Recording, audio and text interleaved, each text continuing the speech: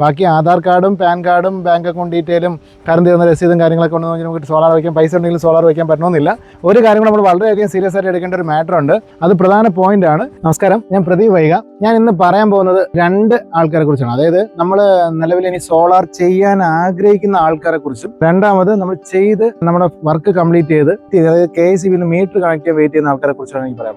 നമുക്ക് വേണ്ടത് സപ്പോസ് നമ്മൾ ആരുടെ പേരിലാണോ KEC കറണ്ട് ബില്ല്, ആ കറണ്ട് ബില്ലുള്ള ആളിൻ്റെ ആധാർ കാർഡ്, പാൻ കാർഡ് ഇത്രയും ഉണ്ടെങ്കിൽ നമുക്ക് എന്ത് ചെയ്യാം, സോളാർ ചെയ്യാം. പിന്നെ ക്യാഷും വേണം. അപ്പോൾ അതിലേക്ക് നമുക്ക് വരാം. അപ്പോൾ നമുക്ക് ലോൺ ചെയ്യണമെങ്കിൽ നമുക്ക് എന്ത് ചെയ്യണം, ബാങ്ക് അക്കൗണ്ട് ഡീറ്റെയിൽ വേണം. ഈ ബാങ്ക് അക്കൗണ്ട് ഡീറ്റെയിൽ ഉണ്ടെങ്കിൽ ഇപ്പം നാഷണലൈസ് ബാങ്കുകളുണ്ടെങ്കിൽ നമുക്ക് 2 ലക്ഷം രൂപ അറേഞ്ച് ചെയ്ത് നമുക്ക് സോളാർ വയ്ക്കാം. ഇതിനകത്ത് നമ്മൾ ചിന്തിക്കേണ്ട ഒരേ ഒരു പ്രശ്നമേ ഉള്ളൂ, ആധാർ കാർഡിലുള്ള പേര് കറക്റ്റ് ആയിരിക്കണം. ഇപ്പോൾ ഒരു ഉദാഹരണം പറയുകയാണെങ്കിൽ പ്രദീപ് എന്നുള്ളത് PRADEEP എന്ന് എഴുതുമ്പോൾ ആ പേര് തന്നെ ആയിരിക്കണം, അതേപോലെ തന്നെ ആയിരിക്കണം. അതിലെന്ത് ചേർന്ന് ഇനിഷ്യൽ വരുന്നോ അതെല്ലാം എന്തായിരിക്കണം, ആധാർ കാർഡിൽ ഉള്ളതുപോലെ തന്നെ ആയിരിക്കണം. പാൻ കാർഡിൽ, ബാങ്ക് അക്കൗണ്ട് ഡീറ്റെയില്, കറണ്ട് ബില്ലിൽ ഇത്രയും ഉണ്ടായിരുന്നാൽ തന്നെ നമുക്ക് എന്ത് ചെയ്യാം, യാതൊരു ടെൻഷൻ വേണ്ട. നമ്മൾ അവസാനം കംപ്ലീറ്റ് ചെയ്ത് 78,000 സബ്സിഡി വാങ്ങിയെടുക്കുന്ന ഒരു പ്രോസസ്സ് ചെയ്യുന്നതിന് യാതൊരുവിധ തടസ്സം ഉണ്ടാകത്തില്ല. ഒരു കാര്യം നമ്മൾ വളരെയധികം സീരിയസ് ആയിട്ട് എടുക്കേണ്ട ഒരു മാറ്റർ ഉണ്ട്. ഒന്നുമല്ല, നമ്മളെ വീട്ടിലേക്ക് സപ്ലൈ തരുന്ന ട്രാൻസ്ഫോമറിന് ഫീസിബിലിറ്റി ഉണ്ടായെങ്കിൽ മാത്രമേ നമുക്ക് എന്ത് ചെയ്യാൻ പറ്റുള്ളൂ, ഇത് നമുക്ക് സോളാർ വയ്ക്കാൻ പറ്റുള്ളൂ. അത് പ്രധാന പോയിന്റ് ആണ്. ബാക്കി ആധാർ കാർഡും പാൻ കാർഡും ബാങ്ക് അക്കൗണ്ട് ഡീറ്റെയിലും കറണ്ട് തീർന്ന രസീതും കാര്യങ്ങളൊക്കെ ഉണ്ടെന്ന് നമുക്ക് സോളാർ വയ്ക്കാൻ, പൈസ ഉണ്ടെങ്കിൽ സോളാർ വയ്ക്കാൻ പറ്റണമെന്നില്ല. ഈ ഫീസിബിലിറ്റി കൂടെ ഉണ്ടെങ്കിൽ സോളാർ വയ്ക്കാൻ പറ്റുള്ളൂ. അത് നമ്മൾ ശ്രദ്ധിക്കുക. അടുത്തൊരു കാര്യം കൂടെ നമ്മൾ ചിന്തിക്കേണ്ടത്, ബാങ്കിലേക്ക് നമ്മൾ ലോൺ പ്രോസസ്സിന് കൊടുക്കുമ്പോൾ നമ്മുടെ ആധാർ കാർഡിനോടൊപ്പം തന്നെ, പാൻ കാർഡിനോടൊപ്പം തന്നെ, കറണ്ട് ബില്ലിനോടൊപ്പം തന്നെ നമ്മൾ എന്ത് കൊടുത്തിരിക്കണം, വീട്ടിലെ കറണ്ട് തീർന്ന രസീത്.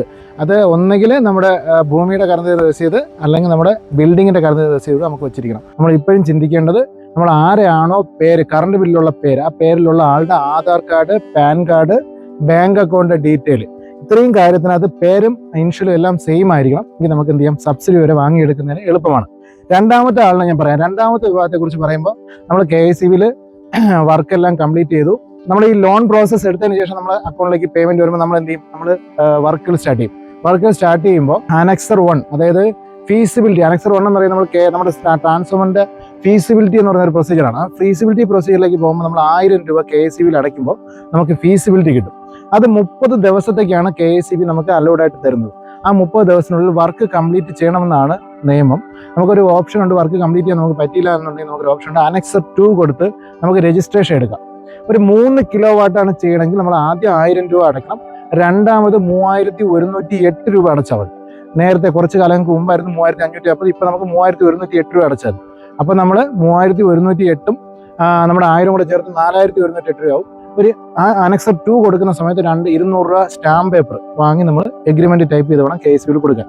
അത് കഴിഞ്ഞ് നമ്മൾ 3108 അടച്ച് കഴിയുമ്പോൾ, നമ്മൾ വർക്ക് കംപ്ലീറ്റ് ചെയ്തതിന് ശേഷം Annexure 3 കൂടെ കൊടുക്കുമ്പോൾ, ലാസ്റ്റ് DCR സർട്ടിഫിക്കറ്റ്, അതിന് വേണ്ട അനുബന്ധമായിട്ടുള്ള കാര്യങ്ങളെല്ലാം കൂടെ കൊടുത്തു കഴിയുമ്പോൾ നമുക്ക് എന്ത് ചെയ്യാം, മീറ്റർ കണക്ട് ചെയ്യാൻ ആവശ്യം നമുക്ക് ഇത് കൊടുത്തു കഴിയുമ്പോൾ നമുക്ക് മീറ്റർ കണക്ട് ചെയ്യാനായിട്ട് വരും. പക്ഷേ ഇപ്പോഴത്തെ ഒരു സിറ്റുവേഷൻ അനുസരിച്ച് നമുക്കൊരു പ്രശ്നം നമ്മൾ ഫേസ് ചെയ്യുന്നുണ്ട്. പല ഓഫീസുകളിലും നമുക്ക് എന്ത് ചെയ്യില്ല, KEC മീറ്റർ ഇല്ല, നെറ്റ് മീറ്റർ ഇല്ല. നെറ്റ് മീറ്റർ നമുക്ക് വേണമെങ്കിൽ വാങ്ങി കൊടുക്കാം. നേരത്തെ നമുക്കൊരു 3000 മുതൽ 5000 രൂപ റേഞ്ചിനകത്തുള്ള പല ബ്രാൻഡുകളിലുള്ള നമുക്ക് നെറ്റ് മീറ്റർ അവൈലബിൾ ആണ്. അപ്പോൾ നമ്മൾ എന്ത് ചെയ്യുക, അത് വേണമെങ്കിൽ വാങ്ങി കൊടുത്ത് നമുക്ക് കണക്ട് ചെയ്യാം. അപ്പോഴും കസ്റ്റമറുടെ സംശയം ഇത്രയേ ഉള്ളൂ, നമ്മളല്ലേ എഗ്രിമെന്റ് ഫീസ് അടച്ചത്, അതുകൊണ്ട് മീറ്റർ കണക്ട് ചെയ്തത് KEC ആണല്ലോ എന്നുള്ളതാണ്. ശരിക്കും അത് അങ്ങനെ തന്നെയാണ്. KEC കണക്ട് ചെയ്യുക എങ്കിൽ ബില്ല് വരുമ്പോൾ നമുക്ക് മീറ്റർ റെന്റ് കൂടെ വരും. ആ മീറ്റർ റെന്റ് നമുക്ക് എന്ത് ചെയ്യില്ല, നമ്മൾ വാങ്ങി കൊടുക്കുന്ന മീറ്ററിന് മീറ്റർ റെന്റ് അവർ എന്ത് ചെയ്യില്ല, ഈടാക്കത്തില്ല. അത് മാത്രമേ ഉള്ളൂ നമ്മൾ ശ്രദ്ധിക്കേണ്ടത്. നമ്മൾ വാങ്ങി കൊടുക്കുന്ന ഒരു മീറ്ററിന് ഉണ്ടാകുന്ന ലാഭം നമുക്ക് മാസം ഉണ്ടാകുന്ന മീറ്റർ റെന്റ് നമുക്ക് ഉണ്ടാകത്തില്ല. പക്ഷേ മറ്റേത് നമ്മൾ KEC കണക്ട് ചെയ്യുന്ന മീറ്ററിന് നമുക്ക് മീറ്റർ റെന്റ് കൊടുക്കണം. അപ്പോൾ നമ്മൾ എഗ്രിമെന്റ് ഫീസ് അടച്ച ഈ 3108 രൂപയിൽ നിന്ന് GST ഭാഗം മാറ്റിയിട്ട് നമുക്ക് ബാലൻസ് തുക നമ്മൾ മീറ്റർ കണക്ട് ചെയ്തെല്ലാം കഴിഞ്ഞ് കംപ്ലീഷനൊക്കെ കൊടുത്ത് സബ്സിഡിയൊക്കെ വാങ്ങി കഴിയുമ്പോൾ നമുക്ക് റിക്വസ്റ്റ് കൊടുത്തു കഴിയുമ്പോൾ നമ്മുടെ ആധാർ കാർഡും ബാങ്ക് അക്കൗണ്ട് ഡീറ്റെയിലും കൊടുത്തു കഴിയുമ്പോൾ നമുക്ക് എന്ത് ചെയ്യും, ആ പൈസ നമുക്ക് തിരിച്ചു കിട്ടും. ഞാൻ നേരത്തെ പറഞ്ഞ പോലെ തന്നെ നമ്മൾ ഈ 3108 രൂപ പേയ്മെന്റ് നമ്മൾ KEC അടയ്ക്കുമ്പോൾ പലർക്കും ഉള്ള സംശയമാണ്, അത് നമുക്ക് തിരിച്ചു കിട്ടുമെന്നുള്ളതാണ്. തിരിച്ചു കിട്ടാൻ യാതൊരുവിധ ബുദ്ധിമുട്ടും ഇല്ല. എന്തെന്ന് പറഞ്ഞാൽ അത് വെണ്ടർ അടയ്ക്കുന്നത് ആരാണോ ആ കൺസേൺഡ് പേഴ്സണ് വേണ്ടിയിട്ടാണ്. അത് അദ്ദേഹത്തിൻ്റെ തന്നെ നമ്മുടെ കൺസ്യൂമർ നമ്പറിലാണ് അടയ്ക്കുന്നത്. അപ്പോൾ അതുകൊണ്ട് എന്ത് ടെൻഷൻ വേണ്ട, നമുക്കത് കിട്ടില്ല എന്നുള്ള ടെൻഷൻ വേണ്ട. അത് വെണ്ടർ എടുക്കത്തില്ല. വെണ്ടർ അക്കൗണ്ടിലോട്ട് പോകുന്ന ഒരു കാര്യമല്ല. ആരാണോ കൺസേൺഡ് പേഴ്സൺ അവരുടെ കൺസ്യൂമർ നമ്പറിൽ KEC അക്കൗണ്ടിലേക്കാണ് അടയ്ക്കുന്നത്. അപ്പോൾ അതിൽ നിന്ന് നമുക്ക് തിരിച്ച് വാങ്ങുന്നതിന് വേണ്ടിയിട്ട് യാതൊരു ബുദ്ധിമുട്ടുമില്ല. ഞാൻ നേരത്തെ പറഞ്ഞിട്ടുണ്ട്. അത് കൊടുക്കേണ്ട ഡീറ്റെയിൽസ് എല്ലാം കൊടുത്തു കഴിയുമ്പോൾ KSEB ഓഫീസിൽ പോവുകയോ അല്ലെങ്കിൽ SS-നെ നേരിട്ട് കാണുകയോ ചെയ്യുമ്പോൾ അവിടെ ചെന്ന് ബില്ലിംഗ് സെഷനിൽ കാണുകയോ ചെയ്യുമ്പോൾ തന്നെ നമുക്കിൻ്റെ പേയ്മെൻറ്റ് റിലീസ് ചെയ്യാനുള്ള നടപടികൾ നീക്കാൻ പറ്റും. അപ്പോൾ നമ്മൾ അടുത്ത ഒരു സ്റ്റെപ്പിലേക്ക് പോകുമ്പോൾ നമ്മൾ KSEB മീറ്റർ കണക്ട് ചെയ്തതിന് ശേഷം നമ്മളൊരു വെണ്ടറായിട്ടുള്ള ആൾക്കാർ വന്ന് ചെയ്യേണ്ട ഒരു പ്രൊസീജിയർ കൂടെ ഉണ്ട്. നമ്മൾ ഈ സിസ്റ്റം ഓണാക്കി കാലിബ്രേഷൻ എന്നൊരു പ്രോസസ്, ഇൻവെർട്ടർ കാലിബ്രേഷൻ എന്നൊരു പ്രോസസ്സ് ഉണ്ട്. അത് ചെയ്തതിന് ശേഷം നമ്മൾ എല്ലാ വീടുകളിലും വൈഫൈ, ഇപ്പം നോർമലി എല്ലാ വീടുകളിലും നമുക്ക് എന്ത് ചെയ്യും, വൈഫൈ ഉണ്ട്. ആ വൈഫൈയുടെ പാസ്വേഡ് കൊടുത്ത് നമുക്ക് മൊബൈൽ ആപ്പുകൾ ഡൗൺലോഡ് ചെയ്ത് നമുക്ക് അതിനകത്ത് എന്ത് ചെയ്യും, അതിനകത്ത് നമുക്ക് ആഡ് ചെയ്തിടാം. ഇത്രയും പ്രൊസീജിയർ കഴിയുമ്പോൾ നമ്മുടെ ഫസ്റ്റ് നമ്മുടെ ഇൻസ്റ്റലേഷൻ കംപ്ലീറ്റ് ആവുന്ന ഒരു ഘട്ടത്തിലേക്ക് എത്തും. കംപ്ലീറ്റ് ആയി മീറ്റർ ഓണാക്കി നമ്മൾ സിസ്റ്റം ചാലുവാക്കി. ഇനി ഇത് കഴിഞ്ഞ് നമുക്ക് അടുത്തൊരു സ്റ്റെപ്പിലേക്ക് നമ്മൾ പോകേണ്ടതെന്ന് പറയുന്നത് KSEBയിൽ നിന്ന് നമുക്കൊരു ഇൻസ്റ്റലേഷൻ കംപ്ലീഷൻ എന്നൊരു പ്രൊസീജിയർ കൊടുത്തതിന് അതിനൊരു മീറ്റർ കണക്ട് ചെയ്തൊരു ഡേറ്റ് നമ്മുടെ ഓഫീസിൽ നിന്ന് എൻറ്റർ ചെയ്ത് നമുക്ക് തിരിച്ച് വെണ്ടർഷിപ്പിലേക്ക് നമ്മുടെ ഇതിലേക്ക് MNRE വെണ്ടർഷിപ്പിലേക്ക് നമുക്ക് എന്ത് വരും, അതിൻ്റെ ഡീറ്റെയിൽസ് വരും. ഇതെല്ലാം കൂടെ കളക്ട് ചെയ്തതിന് ശേഷം ഞാൻ നേരത്തെ പറഞ്ഞു ആധാർ കാർഡിലെ പേര് പോലെ തന്നെ സെയിം ആയിരിക്കണം KSEBയുടെ ബില്ല് സെയിം, ആ പേര് പോലെ തന്നെ സെയിം ആയിരിക്കണം ബാങ്ക് അക്കൗണ്ട് ഡീറ്റെയിൽസിൻ്റെ പേര്.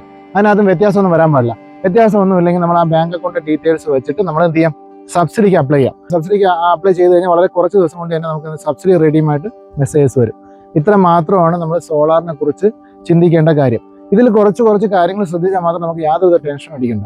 ഇത്രയും പ്രൊസീജിയർ ചെയ്യുന്നതിന് വേണ്ടിയിട്ട് വിത്തിൻ 45 ഡേയ്സിന് മേലെ നമ്മൾ ഇന്നത്തെ കാലഘട്ടത്തിൽ എടുക്കുന്നുണ്ട്.